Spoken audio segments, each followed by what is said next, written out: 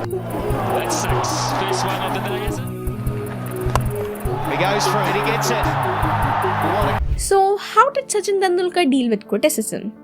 We get a peep into it from a rather unlikely source, Justin Langer. The year was 2003, and while Sachin was at his imperious best in ODIs that year, he had endured the worst year in Test, averaging only 17. He was going through an extremely lean patch where he had only 2 50s to show from 13 innings, and those 50s were just scores of 51 and 55. When the team reached down under for the Border-Gavaskar Trophy in late 2003, Sachin's fortunes only got worse thanks to multiple low scores and an umpiring howler from Steve Bucknor. In the memorable Adelaide Test 2, which India won by 4 wickets, Sachin had scores of 1 and 37.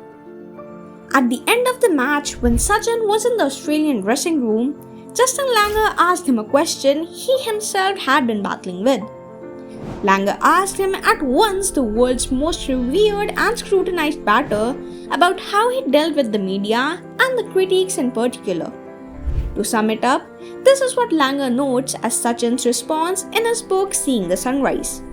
He stated how he doesn't read the press and doesn't listen or watch people's opinion and doesn't need to be reminded on where he stands with his game while being in form or out of form. He just have to be honest with himself and play the game. Langer got a chance to put that advice to test as soon as the team's tour to Sri Lanka 2 months later in March, where he failed to get a 50-plus score in the first 5 innings of the Test series. But he paid a heed to the advice from Sachin on avoiding criticism and working hard on his game. The advice paid dividends, and here's what happened in the final Test versus Sri Lanka. In reply to Australia's 401 in the first innings, Sri Lanka scored 407 to take a 6-run lead. In their second innings, Australia found themselves in a deep trouble at 98 on 5. Langer was still there, but he was hit by an attack of cramps. Remember, this was Colombo after all. But he soldiered on and stitched a partnership of 218 runs with Katich. He finished with a score of 166, and thanks to that, Australia won the match and the series 3-0. Langer ended the tour a happy man, not only because he had scored 166 in his team's win, but also because he had managed to keep the critics at bay, thanks to Sachin's advice.